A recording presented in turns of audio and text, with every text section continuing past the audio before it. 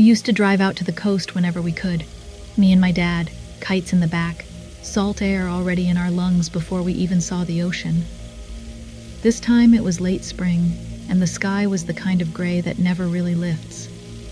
We'd planned to camp, but every spot we knew was full, so we just kept driving, hoping to find something new.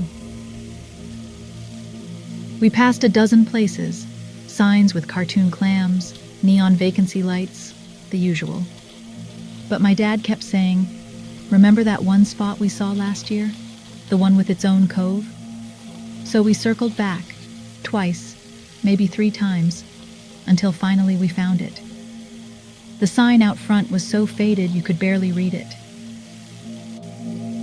The place was small, just a grassy lot with maybe 7 trailers parked in a loose ring. Some were newer, some looked like they hadn't moved in years. There was a main office, a squat wooden building with a garage attached, and a few other structures scattered around. The cove itself was hidden behind a line of wind-stunted pines. Dad parked by the office and told me to check if anyone was inside. The rain had picked up, just a little, making the whole place feel even emptier. I stepped out, boots sinking into the mossy gravel, and walked up to the door. The door was locked. No lights on inside, no sound. I knocked, but the bell above the door didn't ring, either broken or just for show. I waited, listening. Nothing. I glanced over at the garage. The door was wide open, and there were tools everywhere. Some old, some looked brand new. A generator sat out in the drizzle, cords trailing across the floor. No cameras, no locks, nothing to stop anyone from just taking it. I walked back to the truck, feeling uneasy.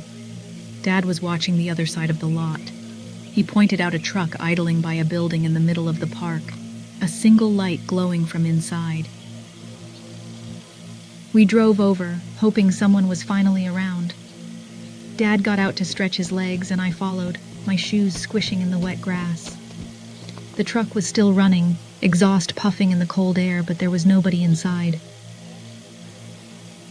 I knocked on the door of the building, harder this time. No answer.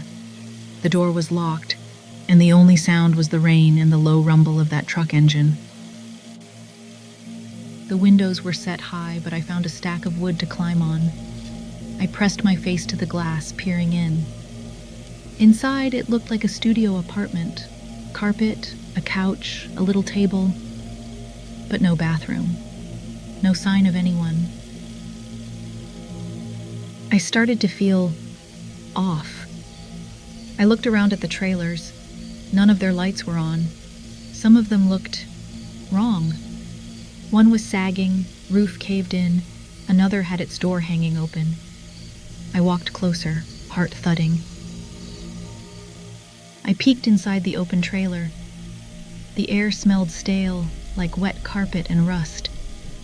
There were clothes on the floor, a half-full bottle of water, a moldy blanket.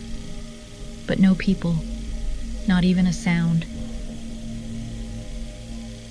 I checked the other trailers. Some were old, some almost new.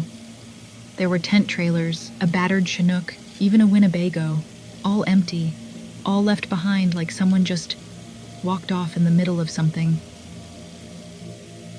Even the bathroom building across from the office was empty. No sound of water, no flickering lights, just the echo of my own footsteps. I walked down to the cove. The beach was empty, just driftwood and the hiss of the tide. I waited, hoping to see someone, anyone. But the only movement was the rain and the wind in the grass. When I got back, Dad was leaning against the truck, arms folded. He looked nervous. He said, "You see anyone?" I shook my head. Maybe we just hook up and wait for someone to come back. If they want to charge us, they'll find us. I almost agreed. It would have been easy, just pick a spot, plug in, wait for the rain to let up. but something about the way the trailers slouched in the grass, the way the truck kept idling with no one inside, it made my skin crawl.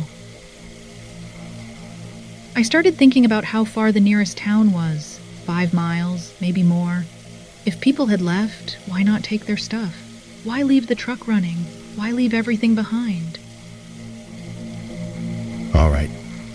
This is weird. Let's just go. We can find a motel back in town. We didn't talk much as we drove away. I kept looking back, half expecting to see someone step out from behind one of the trailers, waving us down. But the lot stayed empty, the cove silent, the truck still running in the rain. We ended up back where we started, paying way too much for a motel room with a leaky window and scratchy sheets. But I didn't care. I just lay awake, listening to the rain, wondering what would have happened if we'd stayed. I keep thinking about that place, about the empty trailers, the tools left to rust, the truck idling with no one at the wheel. I wonder what happened to the people who were there. I wonder if anyone ever came back. Sometimes I think about how close we came to just staying there, just waiting, like everyone else must have. But I don't think I'll ever know what we almost waited for. Some places are empty for a reason. I still wonder about that cove. Sometimes when it rains, I think I hear the sound of that truck idling somewhere just out of sight.